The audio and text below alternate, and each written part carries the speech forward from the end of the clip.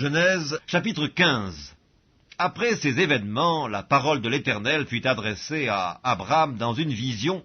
Il dit, « Abraham, ne crains point, je suis ton bouclier et ta récompense sera très grande. » Abraham répondit, « Seigneur Éternel, que me donneras-tu? Je m'en vais sans enfant, et l'héritier de ma maison, c'est Eliezer de Damas. » Et Abraham dit, « Voici, tu ne m'as pas donné de postérité, et celui qui est né dans ma maison sera mon héritier. » Alors la parole de l'Éternel lui fut adressée ainsi, « Ce n'est pas lui qui sera ton héritier, mais c'est celui qui sortira de tes entrailles qui sera ton héritier. » Et après l'avoir conduit dehors, il dit, « Regarde vers le ciel et compte les étoiles, si tu peux les compter. » Et il lui dit, « Telle sera ta postérité. » Abraham eut confiance en l'Éternel, qui le lui imputa à justice.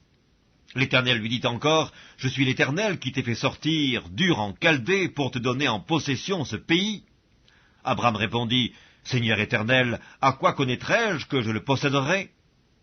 Et l'Éternel lui dit, « Prends une génisse de 3 ans, une chèvre de 3 ans, un bélier de 3 ans, une tourterelle et une jeune colombe. » Abraham prit tous ces animaux, les coupa par le milieu, et mit chaque morceau l'un vis-à-vis de l'autre, mais il ne partagea point les oiseaux. Les oiseaux de proie s'abattirent sur les cadavres, et Abraham les chassa. Au coucher du soleil, un profond sommeil tomba sur Abraham, et voici une frayeur et une grande obscurité vinrent l'assaillir. Et l'Éternel dit à Abraham, « Sache que tes descendants seront étrangers dans un pays qui ne sera point à eux. Ils y seront asservis, et on les opprimera pendant 400 ans. Mais je jugerai la nation à laquelle ils seront asservis, et ils sortiront ensuite avec de grandes richesses. Toi, tu iras en paix vers tes pères, tu seras enterré après une heureuse vieillesse. À la 4e génération, ils reviendront ici, car l'iniquité des Amoréens n'est pas encore à son comble. » Quand le soleil fut couché, il y eut une obscurité profonde, et voici ce fut une fournaise fumante, et des flammes passèrent entre les animaux partagés.